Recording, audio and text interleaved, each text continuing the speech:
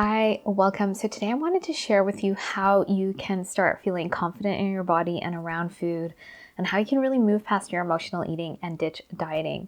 So if you're new here, welcome. My name is Michelle. I'm a certified holistic nutritionist and emotional eating expert. And I really struggled with my emotional eating. I really struggled with dieting. They were sort of intertwined. I used diets to help me with my emotional eating, thinking something was wrong with my body, that I needed to control my body, because I had no idea what was really going on under the surface. And so I work with a lot of women that are, wanting to ditch dieting and emotional eating. They feel out of control around food. They feel like food is taking over. They are in this relationship with food that's sabotaging them, that's sabotaging their bodies. They don't feel comfortable in their own skin. They just feel really out of control. And it's like that thing they need to get a handle on. And everything they've been trying is not working. So the conventional diets and exercise and pills and willpower, those things are not working.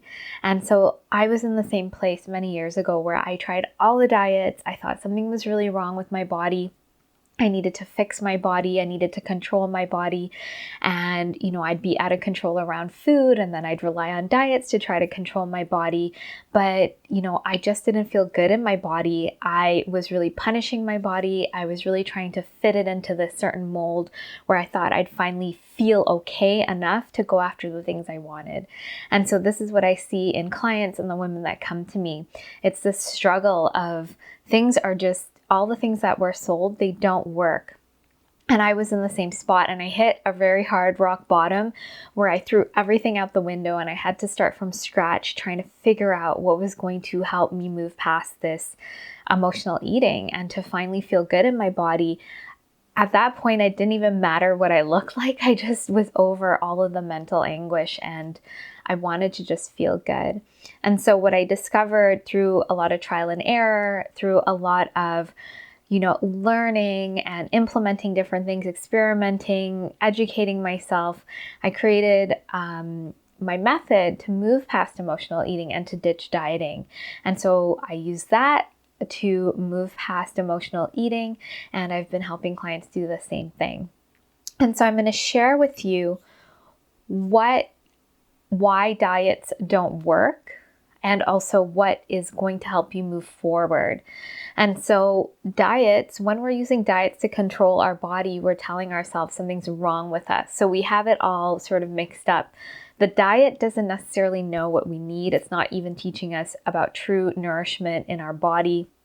It's sort of restricting calories. It all comes down to restriction, and that is not in alignment with our body. It's not going to give us the health and the sustainability that we're looking for. And it's also not getting to the deeper root issue of emotional eating. Why are we hungry all the time? What's going on this deeper level? Diets don't get in touch with those deeper levels, and they're not holistic. And then if we pile on exercise on top of that, or even if we just do therapy separate to, we get into more of the emotions, conventional therapy doesn't go deeper into processing those unresolved emotions, those traumas in our body. So there are all of these key pieces that are needed in order to move past our emotional eating and to ditch dieting. So I'm going to cover those key pieces so that you can have some awareness and feel more empowered and realize that you haven't been doing things wrong. You just haven't known what was really going on. So the first area that is so important and so key for emotional eaters and those of us wanting to ditch dieting is to learn about true nourishment. And true nourishment, this is sort of the umbrella term, and what I say in my program, it's really about learning to distinguish between true and emotional hunger. So knowing when we're truly hungry versus emotionally hungry. And then also knowing how to deeply nourish our body. So that means that whatever we're eating, we are satisfying our hunger on multiple levels. We are nourishing our body, our cells. We're giving our body the nutrients it needs. We are not restricting ourselves, because restriction, especially in diets, actually create binging. It creates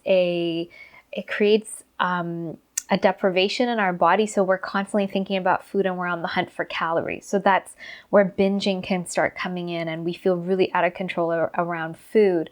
And that's just one key thing with diets that create that. So we're coming back to having an abundant way of looking at food, really nourishing our body, really caring for ourselves, and really being strategic about our digestion. We want to make sure we're digesting our foods well, that we are, when our digestion is off, that impacts our mood. And that's another thing that can impact our emotional eating. And so we want to minimize that. The second key area that's so important is body acceptance.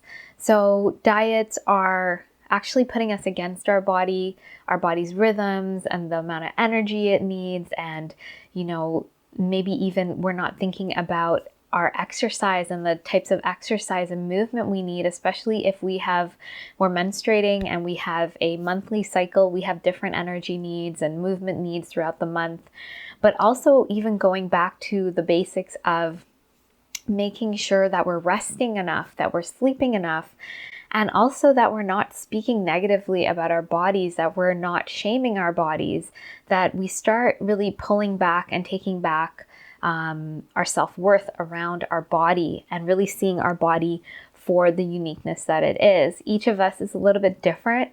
We have a lot of similarities, but we need to start listening to our body and tuning into our body for what we really need and not punishing our body. When we're mentally punishing our body, that creates more stress, more restriction, more deprivation, and then we create more of a cycle of feeling this up and down, out of control, sort of feeling with our body. So we need to come back to body acceptance, where we are really tuning into our body and caring for our body so that it doesn't want to sabotage us and go out of control.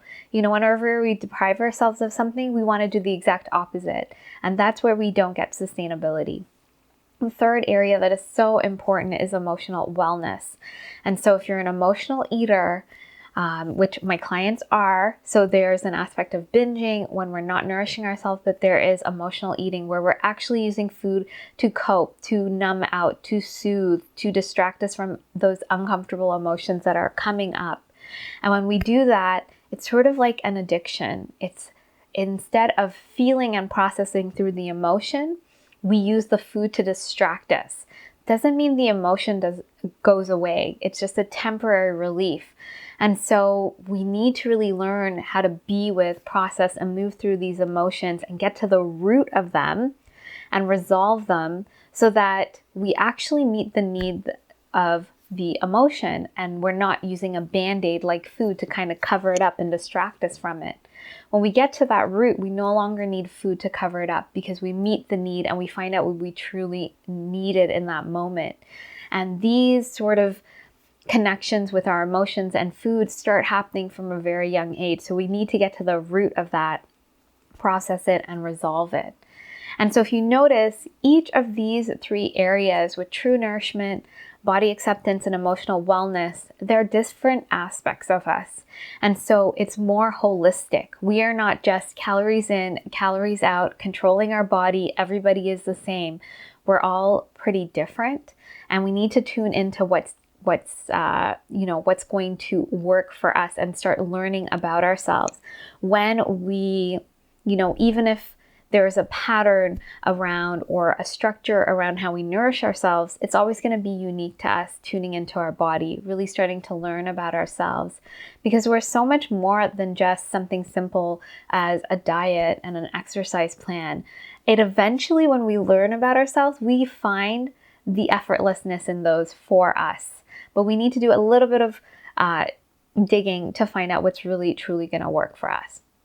So these three areas are going to help you move past your emotional eating, ditch dieting, and to feel confident in your body and around food. It won't be this thing you have to constantly obsess and think about. You'll know how to always connect back to yourself and to have a plan for yourself, a step-by-step process for yourself. And so if what I'm saying is resonating with you and you are ready to put aside diets and exercise plans and really find something that's sustainable and works, I would love to invite you to apply in and book in a call to discuss the Emotional Eating Evolution Program. So that is my program, my methodology. It's a step-by-step plan with lots of support and accountability to help you move past your emotional eating and ditch dieting so you can finally feel confident in your body and around food. So if this is something that interests you, I invite you to book in that call. I would love to chat with you to see if you're a good fit for the program and to see where you're at and what your goals are and how we can bridge that gap. So thank you so much for watching. And of course, if you have any questions, please leave them below. Please be sure to like and subscribe. And I look forward to sharing more with you. And I hope you have a great day.